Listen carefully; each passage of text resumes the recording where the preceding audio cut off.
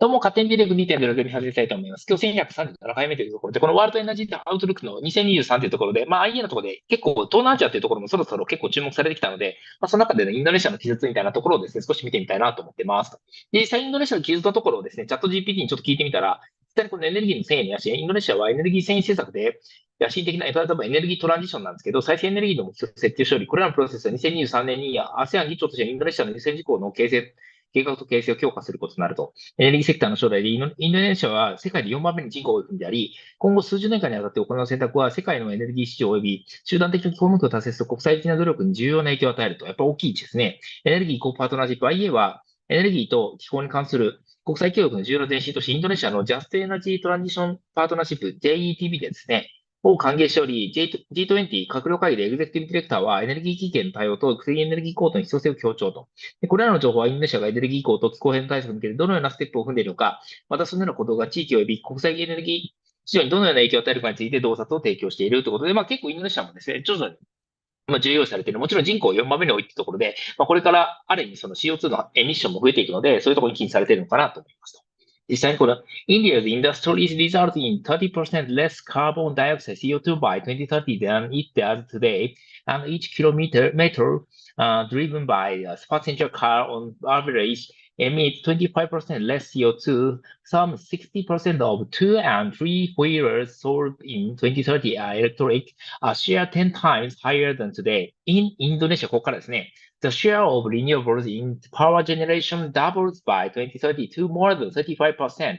In Brazil っていうところで、実際インドネシアもですね、このシェア、リニューアブルのシェアというところが、実際に2倍になっていくみたいなところがあって、実際35%超えてきますよ、みたいなところが書いてあると。で、in 2030 are set to remain high, especially for refining and processing operations. Many midstream projects are being developed in today's major producing regions, with China holding half of plant, lithium chemical plants, and Indonesia representing nearby 90% of plant nickel refining facility. 今度は資源のところですよね。90%のこのニッケルっていうところの資源はインドネシアが持っていると。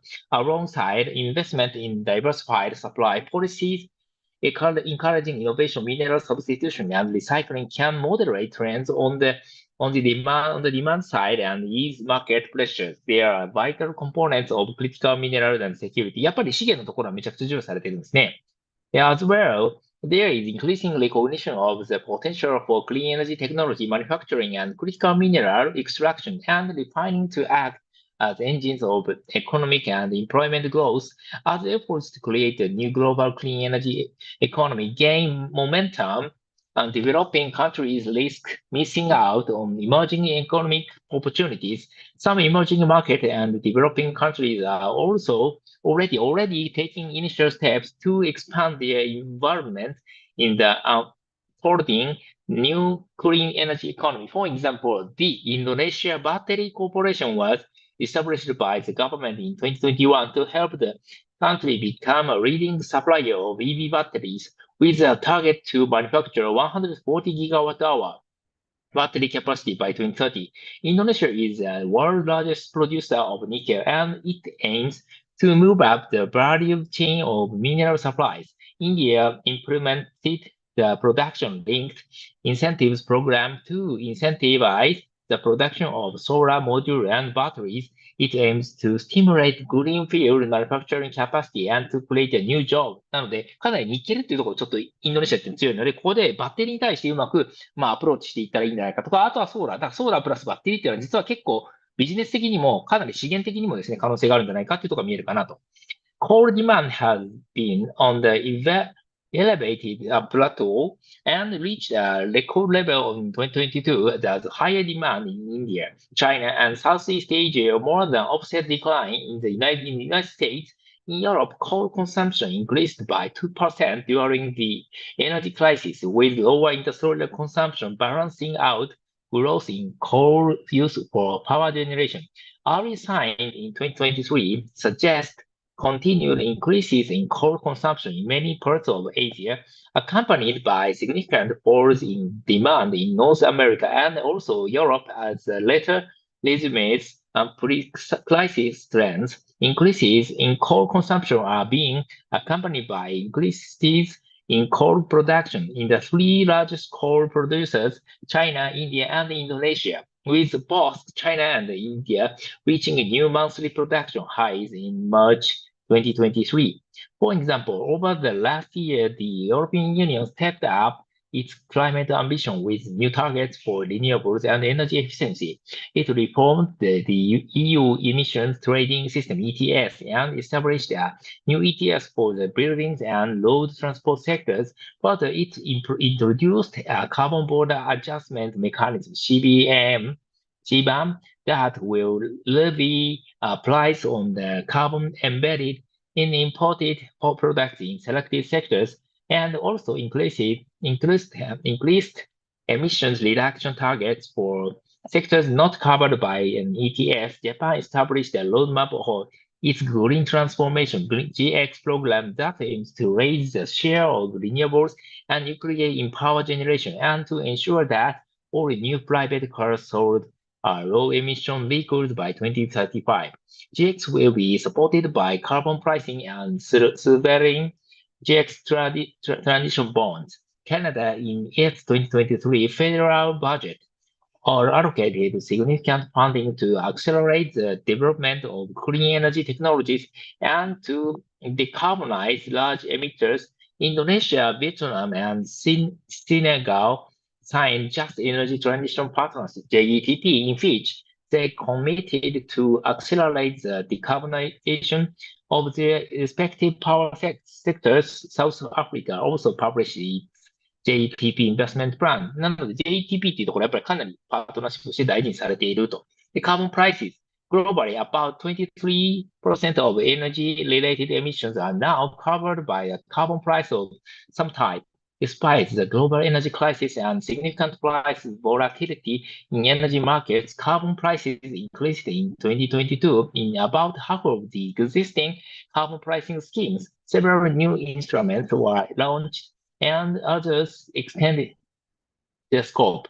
The European Union significantly increased the ambition of its ETS and adopted a new emission trading system for the buildings, road transport, and other industry sectors, while also introducing CBAM, which will levy price on carbon embedded in imported products in selected sectors. China increased the stringency of its national ETS. Indonesia announced the launch of its own ETS for the power sector. 実際にインドネシアもこの ETS みたいなところをやっている。カーボンクレジットっていうのを扱い出したんですね。で、India introduced framework legislation to develop a national carbon market. The government in Brazil proposed draft legislation for a national ETS. Revenues generated from emission trading systems and carbon taxes continue on the upward trend, with almost USD 100 billion generated in 2022. Nevertheless, most carbon prices remain below the level that we estimate is needed if the goals of the Paris Agreement are to be met. Are we heading towards the end of the ice age? Oil use for road transport is responsible for nearly 45% of global oil demand. It currently totals around 41 megabp per day, with cars accounting for 21 and trucks for 16. ICE car sales grew by the annual average of 30.4% from 2010 to 2017, peaking at 18.5 million vehicle registrations in 2017. The COVID-19 pandemic caused sales to dip by 13% in 2020. Since then, sales of ICE cars have recovered only marginally, while sales of electric cars shot up from 3 million in 2022 to over 10 million in 2022. In the years ahead, total car sales are set to increase by over 30% to reach nearly 100 million by 2030. Around two-thirds of this come from emerging markets and developing economies, in particular China, India, and Indonesia. But the rise of EVs means that sales of ICE cars does not revert to the 2017 peak level. In the steps and APS, widespread policy support helps sales of electric cars worldwide to continue their impressive expansion. More than 50 countries, home to around 60% of the world population, have policies in place to incentivize the uptake of EVs. Around 30 countries have set target dates to phase out ICE vehicles, and several others are considering similar actions. In addition, automobile manufacturers have plans to release over 150 new electric car models in the coming years, and some have made their own net zero emissions commitments. Efforts are being made to establish local EV manufacturing hubs in a number of countries, including India, Indonesia, and Thailand, providing further boost for the switch for ICE vehicle to EV。やっぱりインドネシアもかなりこの EV への進み方っていうのは、これから結構急に来るなってところ、特に中国企業も韓国企業も日本企業も入っているような国になってくるので、このあたりはかなり EV が進むんじゃないかなと思います。Coal is the largest source of electricity in the world today, accounting for 36% of the total, but is overtaken by renewables by 2025 in all three scenarios. By 2030, with new construction slowing and efforts to transition away from coal underway in many countries, the share of unabated coal in electricity generation falls below 25% in the steppes, 20% in the APS, and 15% in the NZE scenario. In steppes, unabated coal-fired power peaks in China around 2025, and shortly after 2030 in India. Beyond 2030, the use of unabated coal in power continue to diminish as the largest user China, India, Indonesia, and other emerging markets and developing economies increasingly look to alternatives. The aftermath of Russia's invasion of Ukraine led to coal demand reaching an all-time high in 2022, and that led to soaring prices and the disruption of traditional trade flows. Record high coal price and energy security concerns led to renewed coal investment in China and India, where domestic production was ramped up to reduce reliance on imports, and in Indonesia, a major supplier of these two economies elsewhere, where countries did not use much additional coal or not for very long. The increase in demand for coal in the European Union due to the energy crisis in 2022 was equivalent to less than 1 day of coal demand in China. Many governments, banks, investors, as well as mining companies continue to show a lack of appetite for investment in coal, particularly steam coal production. Global coal production rose above 6 billion tons of coal equivalent in 2022, its highest level ever. Energy prices and energy security concerns led China, India, Indonesia, and other major coal producers to expand domestic supply, but this increase in supply may be short-lived. New mine developments, especially those which would produce steam coal, and facing concerns about future demand difficulties, assessment, finance, and scrutiny on environmental, social, and governance issues. Global coal supply and type by scenario.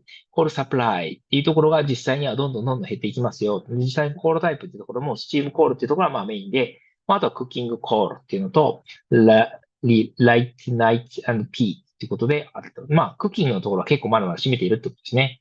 In the steps, global coal supply falls gradually to 2030, with increases in India offset by reduction in advanced economies, and then drops by about 30% from 2030 to 2050. In the APS, supply declines by 30% to 2030 and by 75% to 2050. Compared to 2022 levels, steam coal falls by over 3,750 megatons by 2050, 75% reduction, while cooking coal falls by less than 650 50 megaton, 65% reduction. Production in China falls by 2,680 megaton, 80% reduction, accounting for close to 60% of the global decline in supply. Production in India falls by 260 megaton, 60% reduction. The leading exporters, Australia and Indonesia, see production falls about around 85% and 65% respectively between 2022 and 2050. In the NZE scenario, global coal production declines by 45% to 2030 and a further 85% between 2030 and 2050. Remaining production in 2050 is around 4,400 megaton of steam coal and 100メガトンを金コール。インドネシアもかなり石油の、まず輸出側としてもですね、かなり影響を受けていくと、オーストラリアとインドネシアというところが注目のところになってくると。Trade. The Asia-Pacific region is the main driver of international coal trade, accounting for around 3/4 of global coal imports in 2022. China was the largest importer, while Australia and Indonesia were the two main coal exporters. まさに輸出のメインがオーストラリアとインドネシアなんですね。Together, accounting for 60% of coal exports in 2022. にして60%. Australia alone provide half of all cooking coal exports ということで、もう輸出といえばインドネシアとオーストラリア、で、輸入といえばもうチャイナがどんどん出てくるというようなところで、このあたりをどうしていくかっていうところが出てくると。In the steps, India have become the world's largest coal importer in the late 2020s. Its imports rose by almost 10% of 2030, while China decreased by nearly 30%. In 2050, Indonesia imports 25% more coal than in 2022, most of which is cooking coal. This changes the dynamic of exporting economics. Australian exports feature around 50% cooking coal, increased by 5% to 2050, while Indonesia, mainly a steam coal exporter, sees exports fall by 14%。やっぱり実際に石炭の輸出っていうのをめちゃくちゃ落ちてくるっていうところが言えると。In the APS, global coal trade fell by 30% to 2030 and by 65% to 2050 compared to 2022. Around 420 megaton of coal is imported in 2050, mainly by countries with large distances between domestic production and consumption hubs, and where differences in coal quality require domestic production to be supplemented with imports. Imports of cooking coal in India increased by more than 55% to 2030 as it expands steel production. Indonesian exports dropped by nearly 35% to 2030 as the market for steam coal shrinks. Australia produces a higher proportion of cooking coal than Indonesia and initially fared better, with coal export fall by 5% to 2030. Also, its exports subsequently fall by over 45% between 2030 and 2050. Carbon capture, utilization, and storage. この辺が新しいところですね。For the first time in the decade, multiple CCUS projects are in the construction around the world. Total investment in projects reached a record $3 billion in 2022. The outlook for CCUS is for continued growth. Momentum is fueled by activity in North America, where more generous tax credits and new grant funding programs are the driving forces behind. Announcements of over 100 projects across the CCUS value chain since January 2022. The global project pipeline now represents over 400 megaton CO2 capture capacity going to be online by 2030. In the United States, where a fixed amount of funding is available per ton of CO2 safely stored, many of the projects focused on capturing CO2 from bioethanol and hydrogen production, since they are among the cheapest options. Notable progress also is being made elsewhere, with investment in large-scale projects in Canada and China, and key regulatory advances in Canada, Denmark, Indonesia, Japan, and Malaysia. While some progress has been made in increasing supplies, limited progress has been made in diversifying supply sources. The situation has ever worsened. In some cases, the share of top three producers in 2022 is either unchanged or has increased from 2019 levels, especially for nickel and cobalt. Our analysis of project pipeline indicates that concentration levels in 2030 are set to remain high, especially for refining operations, which is where the current geographical concentration is strongest. Many planned projects are being developed in the current dominant regions, with China holding half of planned lithium chemical plants and Indonesia representing nearly 90% of planned nickel refining facilities. This heightened consumers' exposures to various geopolitical events as highlighted by the export curve on gallium and germanium from China in August 2023. From Africa to Latin America and the Caribbean, many resources holding nations are seeking position further up the value chain, while many consuming countries want to diversify their source of refined metal supplies. However, the world has not yet successfully connected the dots to build diversified midstream supply chain. Geographic concentration of refined key mineral supply in 2022 and in 2030 based on the announced project ということで、実際に、これですね、このリチウムと、このリファインコバルトっていうところは、実際これ見るとチャイナっていうところのもう割合がめちゃくちゃ多くなってきているって話で、実際にこのニッケルについてはインドネシアの割合がめちゃくちゃ多いというような状況になっているとですね。Project pipeline indicates that in most cases the geographical concentration of mineral refining over operation is likely to remain high to 2030. High household energy expenditure in average household income in selected countries 2021 and 2022. で、インドネシアのところも household energy prices increased sharply in 2022上がっているということですね。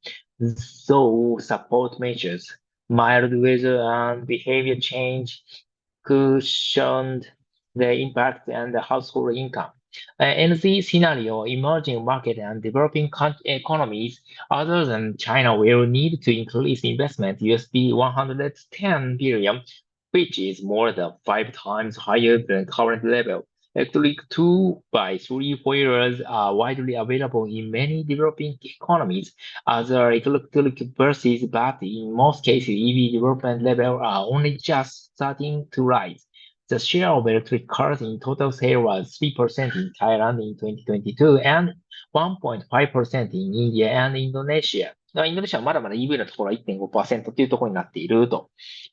Asia is one of the few regions in the world where electricity generation from coal increases in the step through the 2050, while the share of coal in power generation falls to less than 1/3 by 2050 in the steppes. It's still second highest of the many regions in the world 2050. Today, Southeast Asia relies heavily on coal for electricity generation. まさに石炭。東南アジアは石炭にまだ頼ってるんですね。Two ambitious just Energy Transition Partnership (JTP) were established in Southeast Asia in 2022, one with Indonesia and another with Vietnam. Indonesia, Vietnam. The partnership promised better access to international financing to accelerate transition away from abated coal-fired power to help reduce emissions. In Vietnam, the latest power development plan seeks to reshape its energy system, including by moving away from abated coal use and by scaling up the use of low-emission hydrogen and ammonia in the power sector. Key Policy Initiative in South Asia というところで、まずはこの New Net Zero Emissions Ambition というところで、Commitment to Net Zero Emissions by 2050 というところには、2050年はベトナムですね。で、2060年にインドネシアです。Indonesia, Malaysia, Philippines, Vietnam, Singapore, and Cambodia have committed to the global methane pledge. And Just Energy Transition Partnership with Indonesia, USD 20 billion, and Vietnam, USD 15.5 billion. Regional Initiative, ASEAN Plan for Action on Energy Cooperation set out aspirational targets, including a reduction of energy intensity by 32% in 2025 based on 25 levels, and an increase of renewables to 23% by 2025 in the region. ASEAN Power Grid collaboration, which will be carried out by the ASEAN Center for Energy and the U.S. Agency for International Development. Asia Zero Emission Community Initiative by Japan by bringing together economies toward transitions to net zero emissions $8 billion by 2030 was clean energy project in participating Southeast Asia countries, including Indonesia, Philippines, Thailand, and Vietnam, support EVs. Multiple policies to support EV use, and such as reduced value-added tax and subsidies in Indonesia. まさに理由があるんですね。Tax incentives for companies renting EVs and subsidies for EV charger manufacturing in Malaysia and cell manufacturing in Thailand. Southeast Asia has emerged as a global hub for clean energy technology manufacturing, with Vietnam and Indonesia joining the rank of exporters of equipment such as solar PV modules. However, the race to build industrial capacity risks, leading to rapid development of captive coal projects, such as for nickel processing in Indonesia. Overall, clean energy investment in the region was nearly $30 billion in 2022, which looks to more than double by the end of this decade. Nevertheless, there is more to do to be on track to deliver longer-term ambitions as reflected in the APS. For this to happen, clean energy investment needs to nearly quadruple by 2030 and continue rising afterwards. Investment on this scale in the EPS leads to solar power increasing almost sixfold by 2030, and to coal-fired power generation halving by 2050 from 2022 levels, reducing overall CO2 emissions by over 40%, even as the region's economy grows by well over 2.5 times larger. And the JETP between Indonesia and the International Partnership Group IPG, which includes Canada, Denmark, European Union, France, Germany, Italy, Japan, Norway, United Kingdom, and United States, was developed to help Indonesia get on track to bring emissions to net zero by 2060. The JETP helped strengthen Indonesia's ambitions, bringing its pledges in line with the milestones set out in the energy sector roadmap net zero emissions in Indonesia, which was prepared in cooperation with the Indonesian Ministry of Energy and Mineral Resources, putting the economy on a trajectory consistent with reaching net zero emissions by 2060 necessitated more than doubling total annual investment in the energy sector by 2030, raising the share of renewables in the power sector to 1/3 by 2030. It also means power sector emission peaking at no more than 290 megatons in 2030, and unabated coal-fired electricity generation peaking at around the same time. In pursuit of these objectives, and the Indonesian JETP aims to secure an initial $20 billion in financing over 3 to 5 years from both public and private sources. $10 billion consists of public sector finance backed by the International Partnership Group, with a remainder to be obtained through the combination of market rate loans and private investment. Another objective of the partnership is to help Indonesia update its technical and regulatory frameworks in order to overcome barriers to investment, facilitate the deployment of support, and mobilize further domestic and international capital to speed up the transition to net zero emissions. The JTP between Vietnam and the APG was developed to support the country in pursuit of its target to reach net zero emissions by 2050. It reflects its ambition to accelerate its transition to carbon neutral energy system, including its intention to bring about a peak in emissions by 2030, to cease issuing permits for the construction of new coal-fired power plants, to promote the development of renewable and to improve energy efficiency while ensuring energy remains secure and affordable.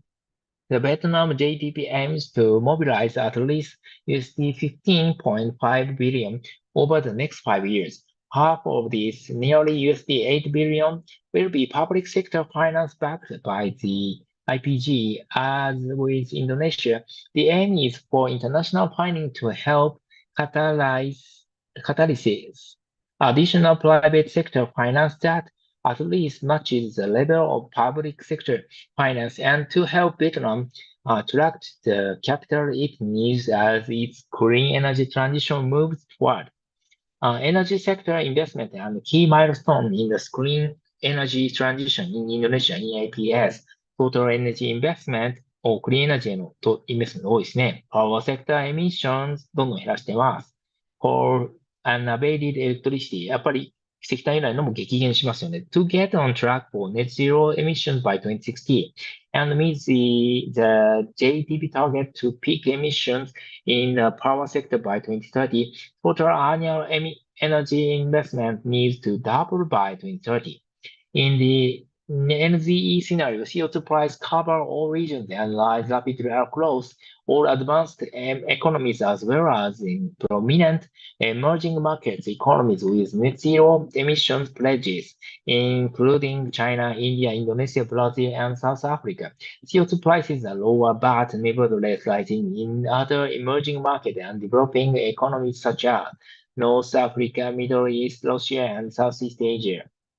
Excluding Indonesia, CO2 prices are lower in the remaining developing economies as it assumes they pursued more direct policies to adapt and transform their energy systems. All scenarios consider the effects of other policy measures alongside CO2 pricing, such as coal phase-out plans, efficiency standards, and renewable targets. These policies interact with carbon pricing, therefore CO2 pricing is not the marginal cost of abatement as it is often the case in other modeling approaches. Southeast Asia commitment to reach steps in Indonesia, 23% share of renewable energy in primary energy supply by 2025 and 31 by 2050. APS, Indonesia, net zero emission by 2060 or before. Southeast steps, Indonesia, Vietnam, and Cambodia. Indonesia, renewable energy accounts for half 21 gigawatts of total power capacity additions under the National Electricity Supply Business Plan 2019 to 2028. Indonesia adopted regulations for each retirement of coal-fired plants and a moratorium on new coal plants after 2030. Indonesia B30 program to increase biodiesel blends from 30% to 40% mandate by 2023. Subsidies to support deployment of battery electric vehicles. Government targets to have 2 million EVs in passengers light-duty vehicle stock and 13 million electric motorcycles in the fleet by 2030. That's all.